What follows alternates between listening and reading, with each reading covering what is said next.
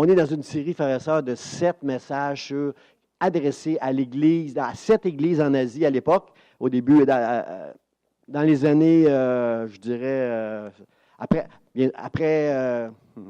comment je dirais ça, autour de 90 après Jésus-Christ. On est dans 7 églises qui ont été adressées par Jésus au travers de l'apôtre Jean. Et ces messages sont très pertinents aujourd'hui dans l'Église d'aujourd'hui, frères et sœurs.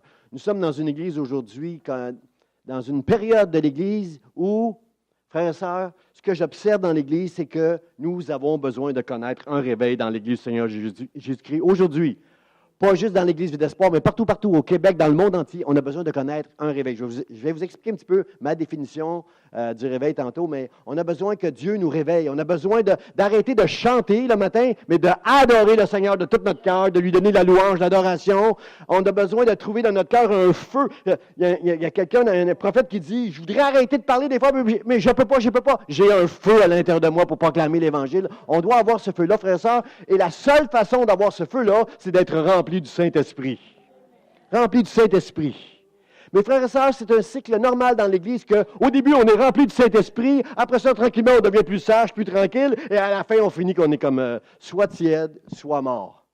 Frères et sœurs, de tout mon cœur, je prie que nous puissions entendre ce que Dieu veut nous dire ce matin au travers du message, le 5e message à ces églises, pour qu'on puisse avoir tout ce même cœur ensemble à la fin de la réunion. Seigneur, amène un réveil ici, dans mon cœur, dans l'Église, dans l'Est de Montréal et jusqu'à Bakou, dans le nom de Jésus-Christ. Un réveil, la puissance de Dieu dans cette place. Un réveil, ça commence toujours avec la présence de Dieu qui s'impose. La première fois que je suis allé dans une église, moi, j'avais les bras croisés comme ça. Je surveillais tout ce qui se passait. Parce que, bon, surtout quand on prend les offrandes, OK, ça, c'est une affaire d'argent ici. Là, je surveillais tout, et j'avais les bras croisés, et je suis arrivé, j'avais les ténèbres à l'intérieur de moi. Je croyais en Dieu, je voulais croire en Dieu. J'espérais qu'il y avait un Dieu. Mais je suis arrivé dans les ténèbres et je suis sorti de l'Église complètement libre, avec la lumière en moi. J'ai connu Jésus-Christ dans l'Église du Seigneur. Et, frères et sœurs, lorsque le Saint-Esprit vient sur toi, tu n'es plus le même. Voici, les choses anciennes sont passées, toutes choses sont devenues nouvelles. Tu restes encore un pécheur, une pécheresse, mais rempli de la joie du Saint-Esprit. C'est tout un monde qui s'ouvre devant toi, c'est le royaume de Dieu qui est dans ton cœur maintenant.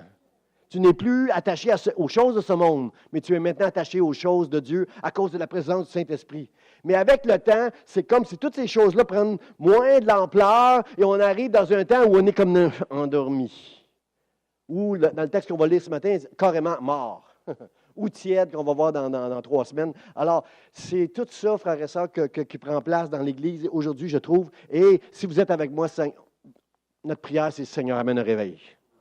Ici, à l'Église, Vie d'Espoir, amène un réveil. Amène, aux 4 coins du Québec, Seigneur, amène un réveil, mais Seigneur, passe pas au-dessus de l'Église Vie d'Espoir. Passe pas au-dessus de cette Église dans le nom de Jésus. Alors, le texte qu'on va lire ensemble ce matin, c'est écrit, c'est Jésus qui dit à l'apôtre Jean, écrit à l'ange, à l'envoyé, au messager, finalement au responsable de l'église de Sardes, voici ce que dit celui qui a les 7 esprits de Dieu et les 7 étoiles, je connais tes œuvres. Point. C'est pas comme la semaine passée, là. La semaine passée, il n'arrêtait pas de faire des éloges de nos œuvres, et là, je connais tes œuvres, point. Je sais que tu passes pour être vivant, et tu es mort. Sois vigilant, affermis le reste qui est près de mourir, car je n'ai pas trouvé tes œuvres parfaites devant mon Dieu. Rappelle-toi donc comment tu as reçu et entendu, et garde et repens-toi. Si tu ne veilles pas, je viendrai comme un voleur, et tu ne sauras pas à quelle heure je viendrai sur toi. Cependant, merci Seigneur pour le cependant. J'aime les mais dans la Bible. Mais, il y a une chose. Tu as à Sardes quelques hommes qui n'ont pas souillé leurs vêtements. Ils marcheront avec moi en vêtements blancs, parce qu'ils en sont dignes. Celui qui vaincra sera revêtu ainsi de vêtements blancs. Je n'effacerai point son nom du livre de vie, et je confesserai son nom devant mon Père et devant ses anges. Que celui qui a des oreilles pour entendre ce que l'Esprit dit aux églises. Dites Amen de ceux qui avaient des oreilles. Et Seigneur, viens nous parler ce matin dans le nom de Jésus. Amen. Sardes, c'est une église dans la province de Lydie. C'est une ville importante parce que c'est une ville commerciale, Sardes. Très, très, très riche. C'est de cette ville-là que vient l'expression riche. Qui a entendu cette expression-là? Riche comme Crésus. Crésus est vraiment un roi qui a vécu il y a longtemps à Sardes, bien avant cette lettre-là, a vécu à Sardes. Et il y avait à Sardes une rivière connue qui s'appelait le Pactole, une rivière qui traversait Sardes, tout près de la Turquie. Une rivière où il y avait de l'or, qui a enrichi beaucoup, beaucoup, beaucoup le Sardes, qui en a fait une ville, c'était une ville imprenable comme Jéricho, Sardes. C'était vraiment une ville bien protégée. Et il y avait beaucoup d'or là-bas. Crésus était un homme très, très riche à cause de ça. Et au moment où on est rendu, là, à l'époque de l'apôtre Jean, c'est une ville qui est connue surtout pour la teinture. Il teignait la laine en rouge, il y avait du pourpre, et il faisait beaucoup, beaucoup d'argent avec ça. Les gens aimaient avoir des tuniques de couleur. Alors, c'était très, très payant, ce commerce-là. C'est une ville qui a toujours été riche. Sardes, à cette époque-là, quand même, 120 000 habitants que j'ai lu dans les commentaires, c'est beaucoup à cette époque-là. Et une ville très, très connue. Et bon, ça, c'est Sardes, un peu pour situer. Sardes, c'était au bout de la route. Quand tu arrivais juste à la ville de Sardes, là, au bout de la route, il y avait juste une entrée qui était protégée avec des murs, parce que de chaque côté, c'était entouré. C'était une ville escarpée tombait dans la mer. C'était comment? Falaises. Merci de m'aider. Là. C'est des falaises tout autour. Alors, il y a seulement par devant que tu pouvais entrer dans Sardes. Alors, ça protégeait bien cette ville-là. Je vous explique ça parce que je m'en vais quelque part avec ça tantôt. Alors, le texte commence en disant, juste après, ça dit, voici ce que dit celui, en parlant de Jésus, voici ce que dit celui qui a les 7 esprits de Dieu et les 7 étoiles. On a vu dans le premier premier message, c'était quoi ça? Les 7 esprits de Dieu, c'est pas juste, on est d'accord, il y a juste un esprit, l'Esprit Saint. Mais le chiffre 7 dans la Bible, c'est la plénitude du Saint-Esprit. Il y a 7 esprits de Dieu devant le trône de Dieu, ça représente l'Esprit, et dans toute sa plénitude, l'Esprit qui est partout sur la terre. Et celui qui a les 7 esprits de Dieu, l'Esprit de Dieu et les 7 étoiles, les responsables des 7 églises, je les tiens. Le mot, celui qui a, j'ai regardé le mot a dans le grec, et c'est celui qui possède. Jésus possède la puissance du Saint-Esprit, et c'est lui qui tient dans sa main les responsables de l'Église, les pasteurs Réal, les pasteurs Jean-Emmanuel, les pasteurs Jean, tous ceux qui amènent un leadership dans l'Église, qui enseignent, c'est Jésus qui les tient. Frères et sœurs, qui m'aime? Dites-moi que vous m'aimez, merci. L'affaire, c'est que même si vous ne m'aimez pas, c'est Dieu qui place les responsables. Comprenez-vous, frères et sœurs, l'œuvre qui se passe ici, là, dans l'Église Vie d'Espoir, dans l'Est de Montréal, là, c'est au-dessus de moi. Là, ça n'a pas rapport avec moi. Avec mes qualités, avec mes défauts, c'est Dieu qui tient le Saint-Esprit et c'est Dieu qui tient les responsables de l'Église. Et tout ce qui prend place ici n'a pas rapport avec moi, mais en rapport avec l'Esprit de Dieu. Je bâtirai mon Église et les portes de l'enfer ne prévaudront point contre elle. Que le pasteur soit fin ou pas fin, c'est Jésus qui tient tout ça dans ses mains. C'est son œuvre, qu'est-ce qui se passe ici, frères et sœurs. Si Dieu veut ralentir son œuvre, il va ralentir son œuvre. Si Dieu veut bénir et nous amener dans un réveil la semaine prochaine, aujourd'hui, il va le faire, frères et sœurs. C'est lui qui tient l'Esprit de Dieu et les 7 églises. Vous allez voir que dans les 7 messages, jamais, même si tu n'es pas content de ton église, là, jamais Dieu va dire « quittez cette église-là ». Il fait des reproches à l'Église, mais quand est-ce qu'on entend que Jésus a dit « quittez l'Église, laissez les responsables ». Ce n'est pas dans les mains des responsables, l'Église, frères et sœurs, c'est dans les mains du Seigneur Jésus-Christ.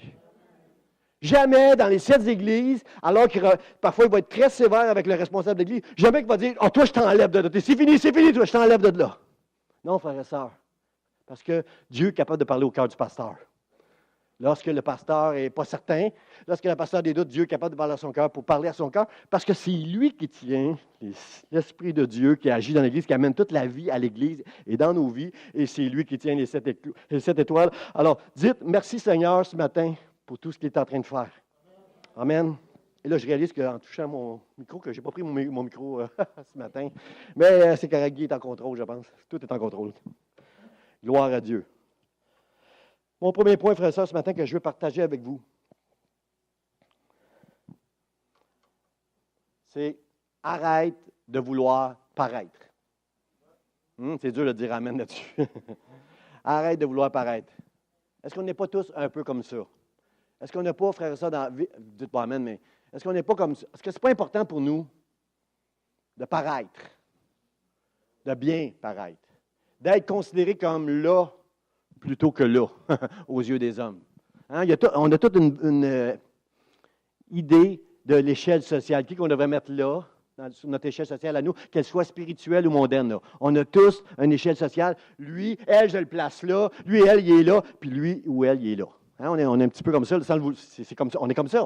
Même si vous dites, ben non, pasteur, moi je suis un chrétien, moi j'ai aucun jugement. Ça n'existe pas, ça. Aucun jugement. On juge tout. On a tous des jugements. Et le texte commence en disant, je connais tes œuvres, point. Il n'y a aucun éloge ici aux œuvres que tu fais. Est-ce que ça se peut, frère et sœur, que des fois on fait des œuvres, puis on peut être mort à l'intérieur? Ben oui, frère et sœur. On peut faire des œuvres, on peut être impliqué, là, c'est devenu comme une machine, là. Mais c'est mort à l'intérieur. Et pire que ça, frère et sœur, pire que ça, c'est quoi nos motifs pour qu'on fait des œuvres? Ça peut être pire que juste je suis responsable, il faut que je les fasse, je suis mort à l'intérieur, mais il faut que je les fasse. Ça peut être pire que ça. On peut les faire pour un intérêt. Comprenez-vous, comme dans le monde. Là, on appelle ça de l'humanisme, frère et sœur. Il dit, je connais tes œuvres, point. Il n'y a aucun éloge.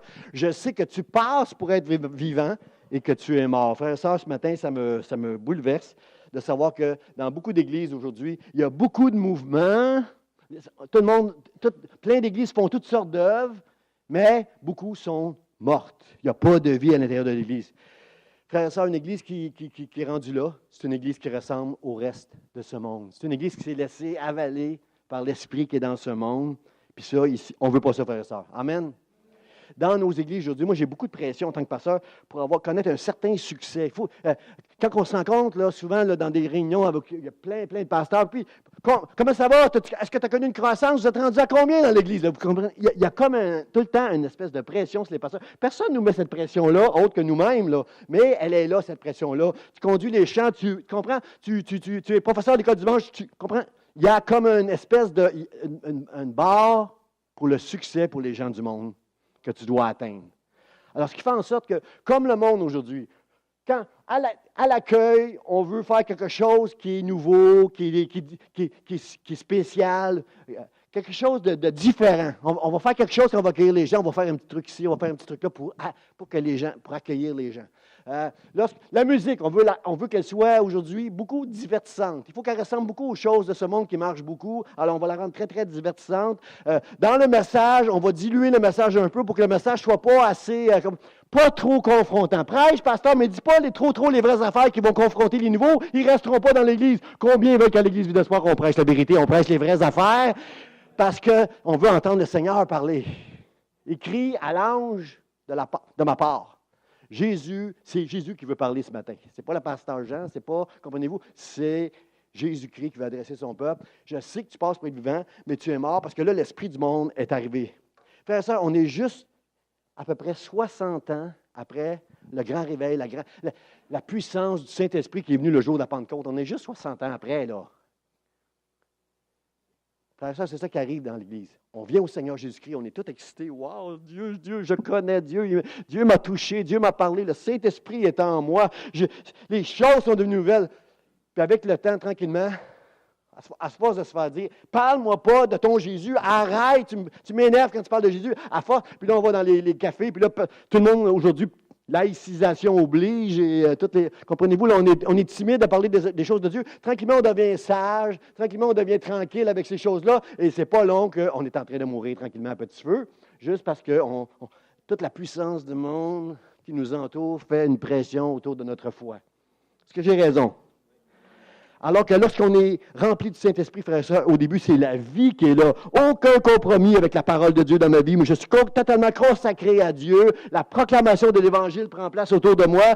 Je veux faire des œuvres, je veux servir le Seigneur. C'est ça qui prend place, frères et sœurs, au début. Mais après ça, tranquillement, c'est pas ça qui prend place. Ici, Dieu dit, je sais que tu passes pour être vivant, mais tu es mort. Frères et sœurs, ça me rappelle quand le pharisien puis le publicain ont prié ensemble devant Dieu. Parce que souvent, l'Église qui est morte est devenue une Église des pharisiens. Les pharisiens, c'était des gens qui étaient en haut de l'échelle. Là. Ils étaient très estimés, eux, aux yeux des hommes. C'était les gardiens de la vérité. C'était des hommes qu'on connaissait, qui marchaient dans la droiture, qui étaient droits, qui étaient, comprenez, qui étaient intègres. Les pharisiens, c'était des hommes qu'on craignait. C'était des hommes que, comprenez-vous, c'était quelques hommes vraiment en haut de l'échelle. Puis le pharisien, à cause qu'il observe bien, il jeûne, lui, il prie, lui. Il est toujours là dans toutes les réunions, puis il est estimé, puis comprenez-vous, lui, là, il y a comme une sécurité à l'intérieur de lui, une espèce de suffisance. Puis, à côté, puis là, il prie, Seigneur, merci, merci, que je ne suis pas comme le reste de ces pécheurs-là. Un peu d'arrogance et de suffisance. Parce que, pourquoi? Parce qu'il fait des bonnes œuvres. Comprenez-vous, il fait beaucoup d'œuvres, lui. Il suit la loi, il jeûne, il donne sa dîme. Comprenez-vous, il fait tout ce que la loi demande de faire. Alors, à cause de ces choses-là, il s'estime un homme spirituel. Il passe pour être vivant. Mais nous savons, nous, qu'il est mort. Jésus va dire, vous êtes comme des sépulcres blanchis, très beaux à l'extérieur, mais à l'intérieur, c'est pourriture, corruption. Alors que le publicain derrière lui, le publicain, frères et sœurs, c'est celui-là, celui que tu méprises quand tu le vois. Je ne sais pas qui vous méprisez sur une échelle sociale. Vous êtes des chrétiens, vous ne méprisez personne, mais je ne sais pas qui vous considérez comme le moins sur l'échelle sociale. Le publicain, c'est celui qui venait collecter les impôts puis qui s'en mettait dans ses poches. Tu ne l'aimes pas, lui. Puis il travaille pour les Romains. Tu ne l'aimes pas, lui, le publicain. Et il y avait un publicain à côté du pharisien que lui disait, Seigneur, Seigneur, je suis un pécheur, aie pitié de moi, Seigneur. Le publicain réalisait que je suis un pécheur et c'est la grâce de Dieu seulement qui peut me permettre de pouvoir juste être ici, puis le prier, puis l'adorer, puis recevoir toute sa grâce. Frère et sœurs, est-ce que ça se peut que dans notre génération, dans nos églises, après le mouvement de la Pentecôte, après qu'on a connu le Seigneur avec tout le désir de le servir, est-ce que ça se peut qu'avec le temps, tranquillement, on est devenu comme plus le pharisien, fier de nos œuvres, fier, je paye ma dîme, moi, je fais attention à ma vie, moi, je suis plus comme avant. Là, est-ce que ça se peut qu'il y ait une espèce de sécurité dans notre vie, d'arrogance, puis on a perdu la puissance qui est dans le publicain qui dit, moi, je suis pécheur, Seigneur. Oh, merci pour ta grâce. Fais-moi seulement grâce. Permets-moi juste de venir sur le bord de ta maison, Seigneur. Juste sur le bord du toit, Seigneur, puis moi, je vais être béni. Comprenez-vous que ça, c'est lui qui était justifié devant Dieu. Jamais le pharisien n'était justifié, lui. Parce que le pharisien, il a arrêté de croire que c'est la grâce de Dieu qui me permet d'être dans sa présence ce matin et de pouvoir le louer, de l'adorer, qui me permet à moi de prêcher. C'est la grâce de Dieu. C'est un cadeau. Dieu m'a choisi. C'est lui, c'est pas moi, c'est lui qui m'a choisi, qui me fait une grâce. Et le jour où je vais commencer à me penser que je suis bon, que je fais des bonnes œuvres, que je mérite tout ça, cette fois-là, je deviens le pharisien que Dieu va abaisser, parce que Dieu abaisse toujours l'orgueil, mais il élève celui qui est humble, frère et sœur, parmi les grands de ce monde. Nous sommes des pécheurs, frère et sœur. Nous avons besoin de rester avec un cœur d'humilité tout le temps devant Dieu et de marcher avec lui tout le temps, avec cette compréhension que c'est par grâce que Dieu m'a sauvé. Frère et sœur, quelqu'un dit, arrêtons de vouloir paraître spirituel. Arrêtons de vouloir avoir l'air, mais soyons spirituels, frère et sœur. Aimons Dieu de tout notre cœur. Pour moi, un réveil, c'est ça, frère et sœur, pour moi, un réveil, qu'est-ce qu'on a besoin ici à l'Église? Qui va briser le culte du soi. En Occident, en Amérique du Nord, on est fort sur, c'est comme le monde autour de nous. La Bible dit que Dieu a créé l'homme à son image et à sa ressemblance. Mais dans notre génération, les chrétiens se font un Dieu à leur image, frères et sœurs. Ils appellent ça Dieu, mais c'est Dieu qui doit être premier dans notre vie. Et lorsqu'il y a un réveil qui prend place dans une église, premièrement, c'est la présence de Dieu qui s'impose.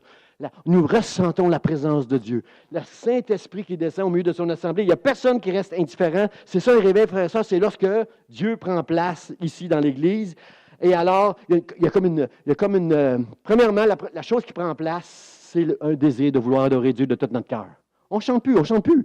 On n'essaie pas de suivre les paroles. On chante de tout notre cœur. Jésus est ici, Seigneur, moi je veux t'adorer, je veux te louer, je veux t'aimer. Je veux te servir. Il y a comme une passion qui prend place à l'intérieur de notre cœur, alors que la présence de Dieu s'avance ici dans l'Église et partout où l'Esprit de Dieu va vouloir aller. Il y a comme une passion qui prend place, frères et sœurs. La parole de Dieu devient très importante tout à coup. Avant, on écoutait d'une oreille sourde. Maintenant, chaque mot est pesé. Chaque mot vient dans notre cœur. Chaque mot vient remuer notre cœur. Pourquoi? Parce que Dieu est ici et moi, je veux aimer Dieu de tout mon cœur. Je veux obéir à Dieu et je veux le servir. Je vois l'éternité tout à coup qui se présente devant moi et je veux aimer Dieu de tout mon cœur. Dites Amen si c'est votre désir.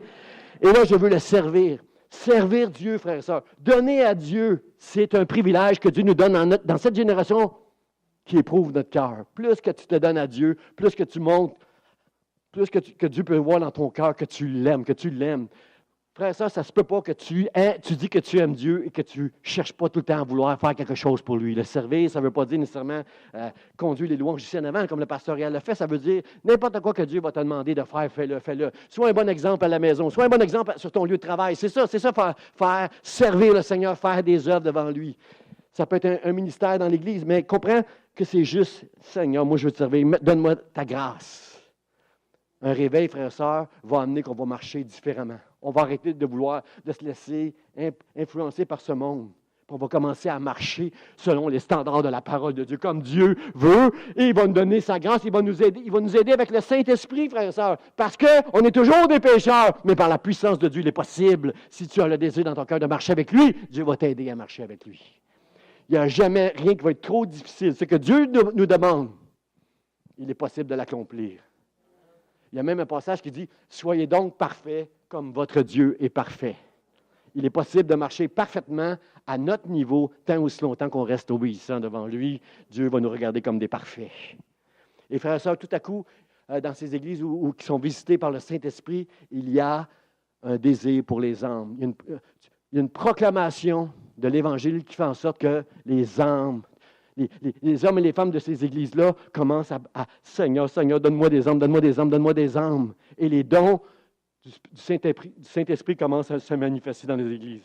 On commence à entendre des prophéties qui se lèvent dans l'assemblée. On commence à entendre des paroles. Un frère et une sœur qui va vers un autre pour donner une parole de Dieu. Les dons spirituels se manifestent. Signes, prodiges, miracles, guérisons, toutes ces choses-là prennent place dans des églises qui connaissent un réveil, frères et sœurs. Combien ici veulent connaître un réveil? Mon deuxième point, frères et sœurs. Es-tu vigilant? C'est important d'être vigilant. Si on est dans une église qui ressemble à celle de Sardes, il faut entendre le son de la trompette de Jésus-Christ. Jésus dit, « Sois vigilant, affermis le reste qui est près de mourir, car je n'ai pas trouvé tes œuvres parfaites devant mon Dieu. Rappelle-toi donc comment tu as reçu et entendu, garde et repens-toi. Si tu ne veilles pas, je viendrai comme un voleur et tu ne sauras pas à quelle heure je viendrai sur toi. » Frère et sœur, si je tourne ce passage-là en envers, là, si tu ne veilles pas, je viendrai comme un voleur et tu ne sauras pas à quelle heure je viendrai sur toi. On sait tous que personne ne sait quand Jésus revient. Hein? Jésus dit, je ne sais pas moi-même, juste le Père qui sait dans le ciel. Les disciples voulaient savoir, c'est quand Jésus tu reviens. Je ne le sais pas moi-même, c'est seulement le Père. Mais écoutez bien ce passage-là si on le met en envers. Si tu veilles, je ne viendrai pas comme un voleur et tu sauras à quelle heure je viendrai sur toi. Je ne suis pas en train de dire qu'on peut savoir quand Jésus va revenir. Je veux juste te dire que si tu veilles, tu ne te feras pas prendre. Tu vas être capable de lire les temps dans lesquels on est. Tu vas savoir en regardant les nouvelles que Jésus revient bientôt. Ça avait été prophétisé dans la Bible. Ceci avait été dit déjà. Jésus dit, ne vous surprenez pas, il y a beaucoup de passages dans Matthieu, chapitre 24, qui nous enseignent sur la fin des temps. Frères et sœurs, ne soyez pas surpris de ces choses quand ces choses vont prendre place. Je reviens bientôt quand vous allez voir toutes ces choses.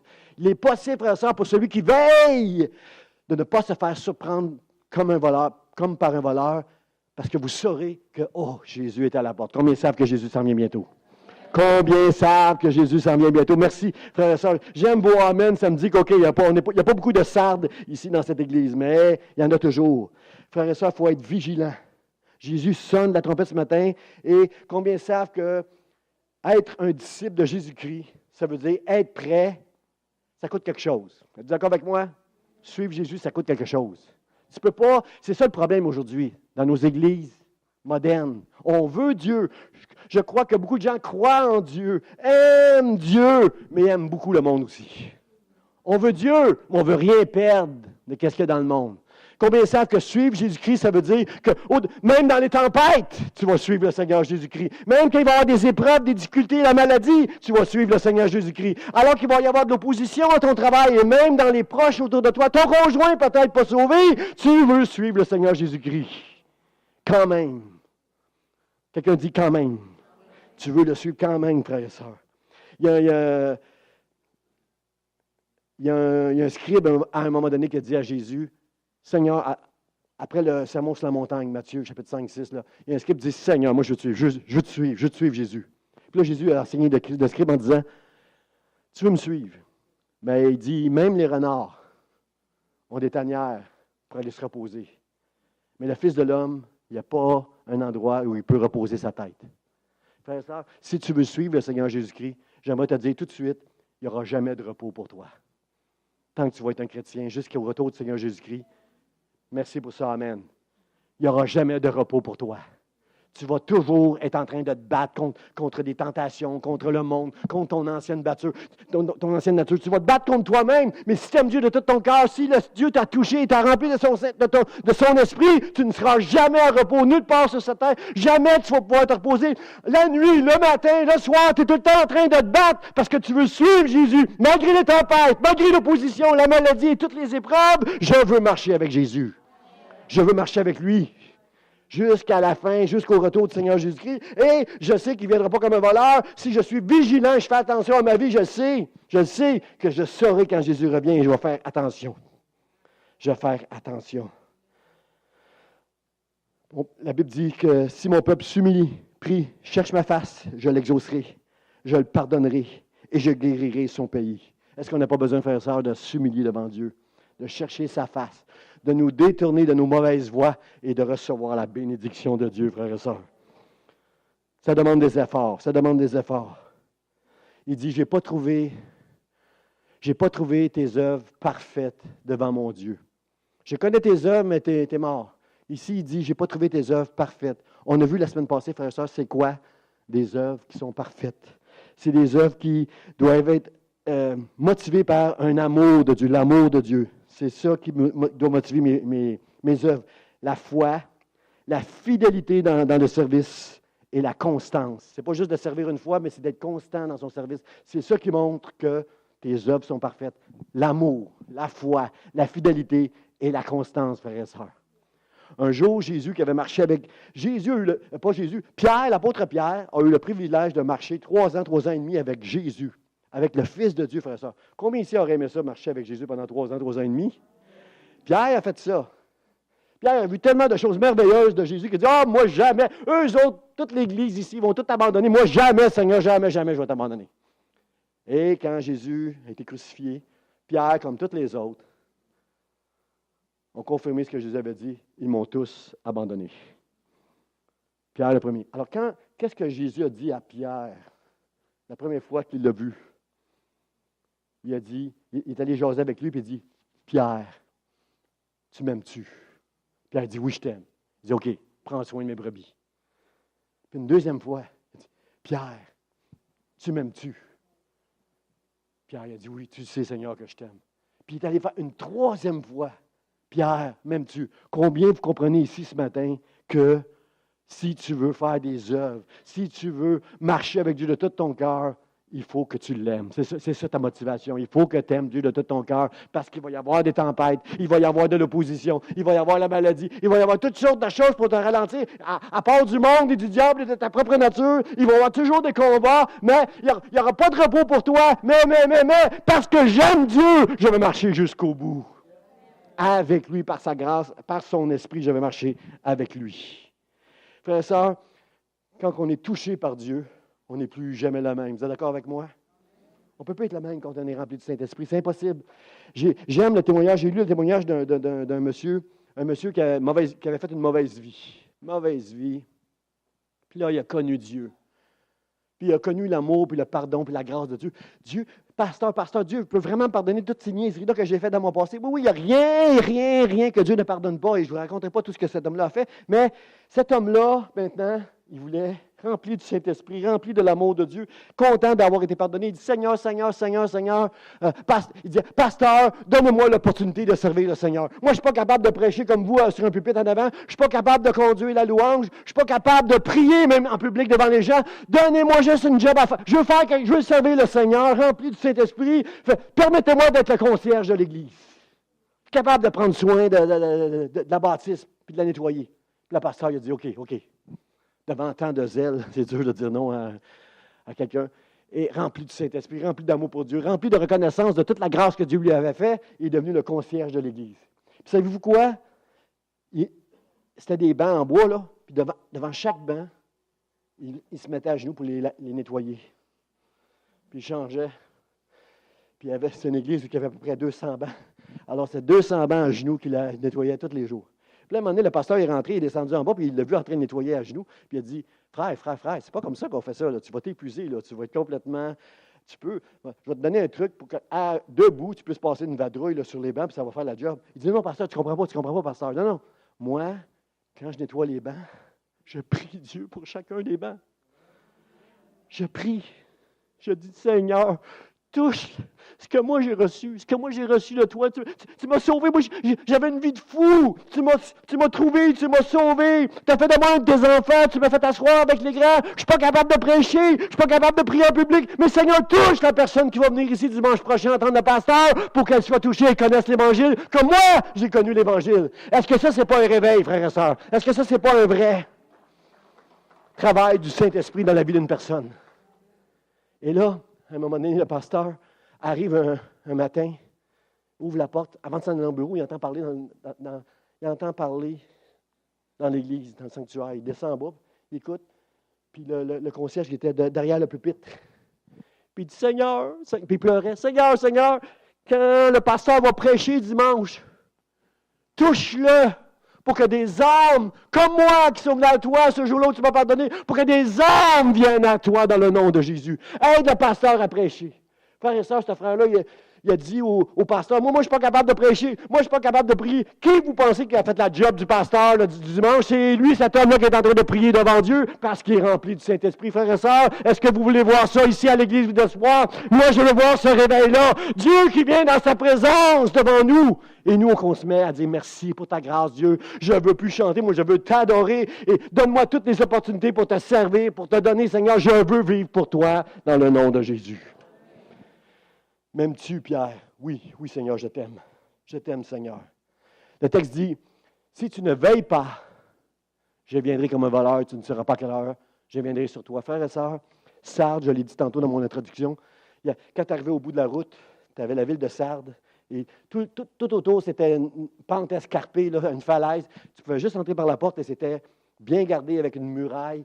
Impossible de rentrer dans Sardes. Un jour, le roi Cyrus qu'on connaît dans l'Ancien Testament, 500-600 ans avant Jésus-Christ, ce roi Cyrus est venu, puis il voulait prendre Sardes. Puis il l'a pris.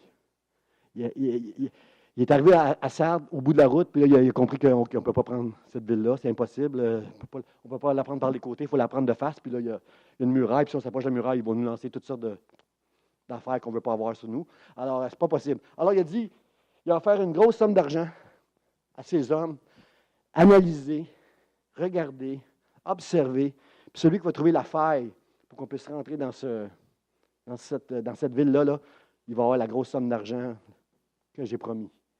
Alors, il y a un homme la nuit, un de ces hommes la nuit, qui c'était clair, pleine lune, a vu un des gardes en haut de la tour qui a échappé son casque sur le côté, puis il est allé chercher. Comment il est allé chercher? En escaladant la falaise, là, l'escarpé, il y avait pour ceux qui font de la, comment on appelle ça, là? Des escalades, c'est simple de même. Pour ceux qui font de l'escalade, c'est pas très compliqué. C'était une falaise que tu pouvais escalader, qui était comme ça, là. Alors, il y a un gars qui a vu ça, il est allé le dire au roi Cyrus, et une nuit, ils ont tous escaladé. Ils sont arrivés vers la mer, puis ils ont tous escaladé jusqu'en haut. C'était une ville qui était si suffisante, qui se sentait tellement en sécurité, frères et sœurs, comme les chrétiens de Sardes. Ils se sentaient tellement en sécurité qu'ils n'ont même pas veillé. Ils n'ont même pas mis quelqu'un pour surveiller la nuit. Et là, l'armée du roi Cyrus est entrée, puis il a mis cette ville-là à terre. Frères et sœurs, spirituellement parlant, vous ne croyez pas que le diable sait par où rentrer dans nos maisons? Je parle de notre cœur, là. Je parle de notre vie, là.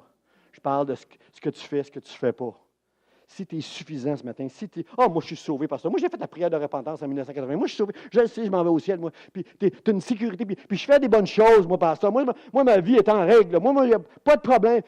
Cette sécurité-là où tu ne veilles plus. Fais pas jamais confiance au diable, parce que lui, il sait c'est quoi tes faiblesses. Il connaît mes faiblesses. Moi, jusqu'à la fin de mes jours, je prêche l'Évangile, j'étudie la Bible tous les jours, même en congé, moi j'étudie la Bible, pas parce que c'est un devoir, j'aime ça. Et même là, jusqu'à la fin de mes jours, je devrais être vigilant. Même chose pour Pastoral, même chose pour toute l'équipe pastorale ici, on doit être vigilant. Tous les jours, frère, ça. Il n'y a pas de repos pour le chrétien, frère. Jésus jamais a été capable de reposer sa tête. Il était tout le temps en train de se battre. Frères et sœurs, vous et moi, on est appelés à se battre pour le royaume de Dieu. Soyez vigilants. Entendez la trompette, de Dieu ce matin. Soyons vigilants, frères et sœurs. Ne laissons pas l'ennemi entrer et nous voler et nous prendre ce qu'on a de plus précieux, la vie éternelle, relation, communion avec Dieu. Parce qu'être mort, ça veut dire que tu n'as plus de communion avec Dieu. C'est ça, être mort. Tu peux venir à l'église, tu peux faire des bonnes œuvres, tu peux chanter, mais tu n'as pas de communion avec Dieu si tu es mort, parce que la seule manière d'avoir une communion avec Dieu, c'est l'Esprit qui est en toi qui est capable de communier avec l'Esprit l'Esprit de Dieu. Frères et sœurs, sois vigilant. Est-ce que quelqu'un l'a entendu ce matin? Sois vigilant. Mon dernier point rapidement. Frères et sœurs, la bonne nouvelle, c'est encore le temps. Le texte dit, mais, cependant, tu as à Sardes quelques hommes qui n'ont pas souillé leurs vêtements, ils marcheront avec moi en vêtements blancs parce qu'ils en sont dignes. Ce qui est triste dans ce texte-là, c'est le mot « quelques », je l'ai souligné. Il y a seulement dans l'église de Sardes, quelques hommes seulement. C'est toi qui le sais, André. Il faut qu'on s'examine chacun devant Dieu pour savoir si on... Et quand tu t'examines, juste en passant, il y a un frère qui me dit une fois, « Oh, moi, pasteur, moi, je suis fini, je suis chaud, moi, j'ai tout perdu. » J'ai dit, si tu dis ça, tu n'as pas tout perdu. Si tu étais mort, tu ne t'inquiéterais pas si tu es encore vivant. Comprenez-vous, frères et sœurs? Quelqu'un qui dit, « Oh non, moi, je suis perdu, moi, j'ai trop niaisé, j'ai trop gaspillé, j'ai fait des péchés, j'ai fait des mauvaises choses. » Si tu t'inquiètes, tu es sur la bonne route pour retrouver le Seigneur.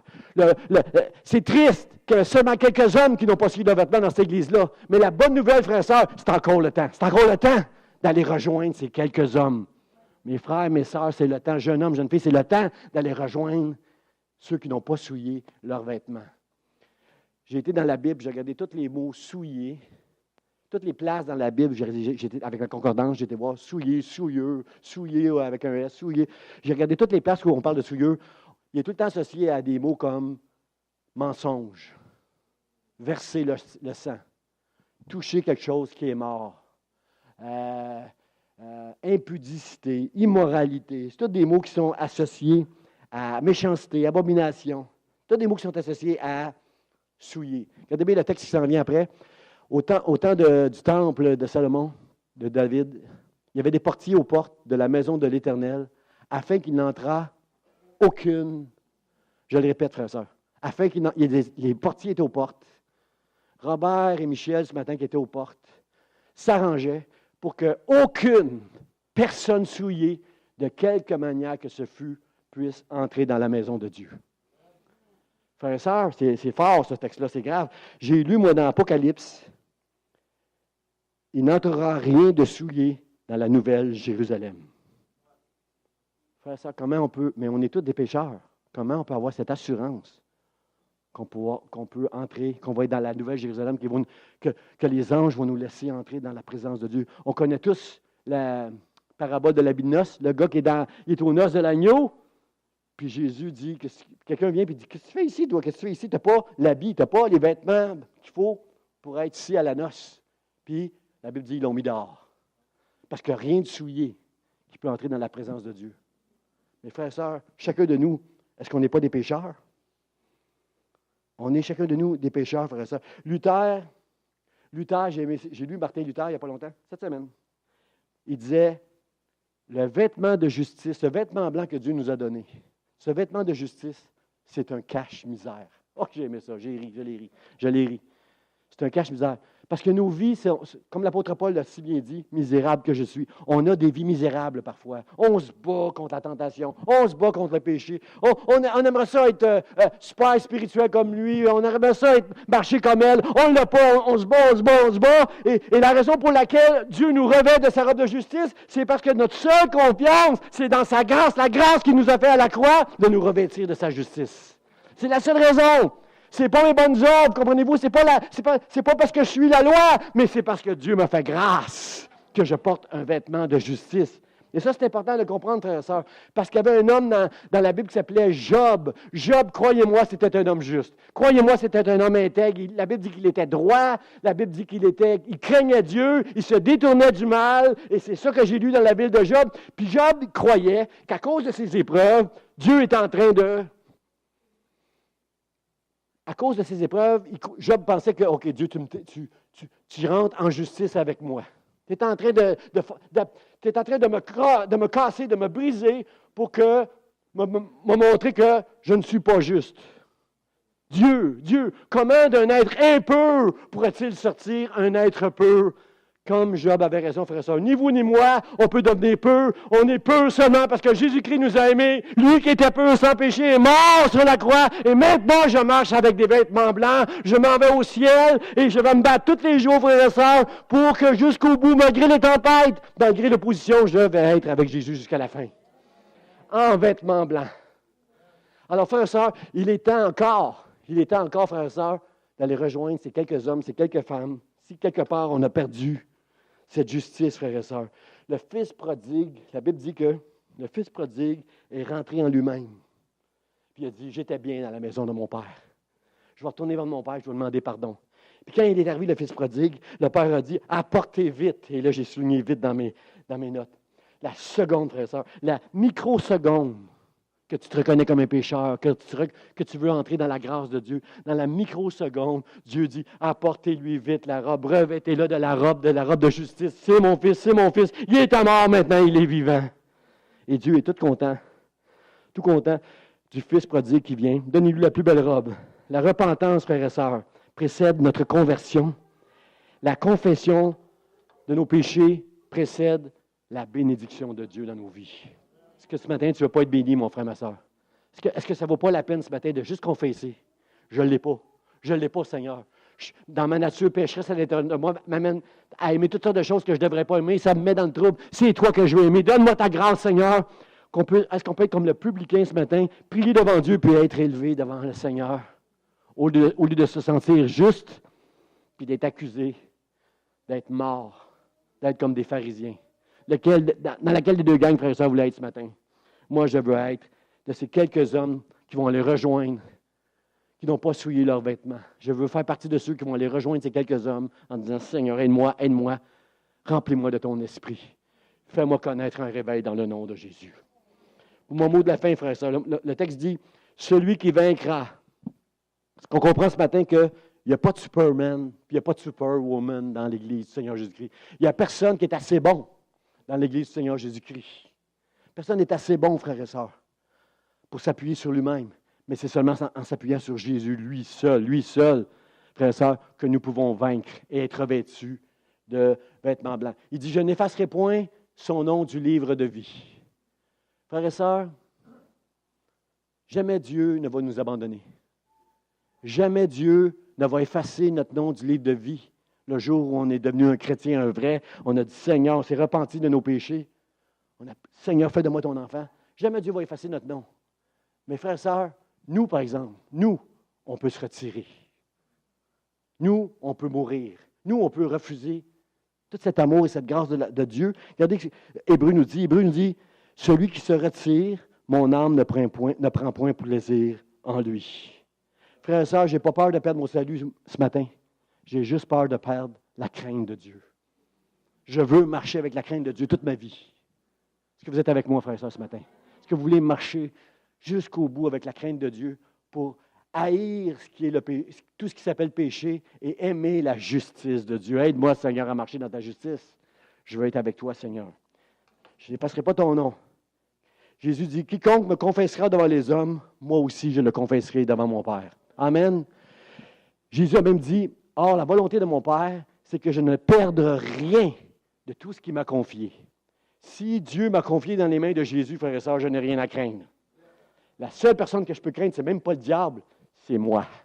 Moi, que j'arrête de craindre Dieu. Moi, que je commence à être sage avec les choses de ce monde. Moi, qui commence à m'attacher aux choses de ce monde pour m'éloigner de Dieu tranquillement jusqu'au point où je vais être mort. Mais Dieu dit, affermis qu'il te reste encore de vivant à l'intérieur de toi. Et sois vigilant, entends la trompette qui sonne ce matin et viens, donne-moi ton cœur. Donne-moi ton cœur, donne-moi ton cœur. Et la vie va venir à l'intérieur de toi. Jonathan Edwards, frère et sœur, a connu un grand réveil, je ne me souviens plus dans quelles années. Jonathan Edwards, j'ai étudié pas mal tous les grands réveils de l'histoire et Jonathan Edwards, c'est vraiment un grand réveil qui s'est passé dans son église. Présence de Dieu qui est venue. Il prêchait un dimanche matin comme je l'ai fait et les gens étaient, dans l'assemblée, c'était comme ils voyaient l'enfer qui s'ouvrait, ils disaient « Seigneur, Seigneur, sauve-moi, sauve-moi! » Ils voyaient comme l'enfer, puis ils voyaient comme ça, être attirés par l'enfer. Ils se tenaient après leur banc. « Pasteur, prie pour moi! Seigneur, sauve-moi! » Il y a eu un réveil qui a pris place dans cette église-là. Et pourtant, c'était une église qui ressemblait à l'église d'aujourd'hui, c'est-à-dire une église endormie. Une église où pleine de gens qui se justifient par leurs œuvres. Une église où on ne voit plus qu'on est rendu semblable aux choses de ce monde. Une église où on vient, où on chante par habitude, mais on n'a plus rempli de la crainte de Dieu pour marcher avec lui. Il y avait ça. Il y a un journaliste, après le réveil de cette église-là, il y a un journaliste qui a écrit « Qui nous aurait dit, il y a 1 mois seulement, qu'on aurait vécu un réveil comme ça dans cette église? » Qui nous aurait dit ça? Mais Dieu, lui, frères et sœurs, est-ce que vous ne croyez pas, comme moi, qu'avec tout ce qui prend place autour de nous, Dieu a déjà commencé les semences d'un réveil? Pour ceux qui l'aiment de tout. Ici, on veut tous voir la gloire de Dieu. Ici, là, si on est un chrétien normal, on veut voir des signes, des prodiges, des miracles, les dons spirituels. On veut voir un feu du ciel qui est dans nos vies. On veut. Frère et sœurs, si on est normal, on veut tout ça. Qui nous dit qu'avec tout ce qui prend place autour de nous, Dieu n'est pas en train de nous amener à désirer de tout notre cœur un réveil? Alors, j'invite les musiciens à s'avancer, frères et sœurs. On va terminer avec un temps de prière, tous ensemble. On va prier comme ce concierge. Seigneur, touche chaque personne qui va venir s'asseoir dans cette église-là. Touche le pasteur quand il va parler. Seigneur, amène un réveil dans l'église Vie d'Espoir qui va aller jusque dans l'est de Montréal. Que toute l'est de Montréal entende parler de l'église Vie d'Espoir et jusqu'à Abakou, Seigneur, que des hommes et des femmes s'attachent au Seigneur Jésus-Christ de tout leur cœur. Est-ce que vous êtes avec moi, frères et sœurs? Je vous invite à vous lever. On va chanter ce chant qui disait tantôt « Hommage, hommage à mon roi, frères et sœurs ». Et alors qu'on va chanter ce chant-là, je vous invite à venir ici en avant. Certains d'entre nous, on a besoin de dire « Seigneur, Seigneur, sauve-moi, sauve-moi. J'ai besoin de confesser mes péchés, j'ai besoin d'être rempli de ton Saint-Esprit. » J'aimerais compris pour chacun de nous, frères et sœurs, et j'aimerais compris pour cette Église. Seigneur, touche cette Église pour qu'on puisse connaître un réveil, Seigneur, ta présence qui va remplir ce lieu, qui va nous changer, nous transformer, comme ce concierge qui était concerné pour les âmes.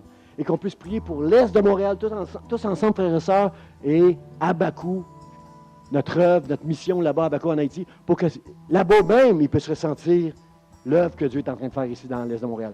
Mais frères et sœurs, ça commence avec nous. L'œuvre de Dieu, ça commence dans mon cœur, dans votre cœur, frères et sœurs.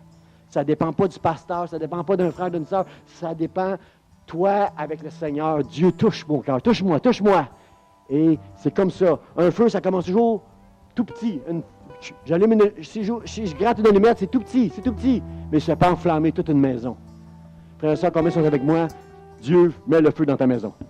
Mets le feu dans ta maison à l'Église d'Espoir. Moi, je veux marcher avec toi de tout mon cœur. Je veux retrouver cette passion. Je veux être rempli du Saint-Esprit de vie, Seigneur. Je veux entendre la trompette et marcher avec toi et te servir de tout mon cœur et être concerné pour les âmes qui ne te connaissent pas autour de moi. Seigneur, touche-moi, touche cette Église dans le nom de Jésus. On va chanter ce chant, Hommage à mon roi, et je vous invite, frères et sœurs, de quitter votre place puis de venir intercéder pour vous et pour l'Église et pour l'Est de Montréal dans le nom de Jésus. Je suis émerveillé devant ta scène.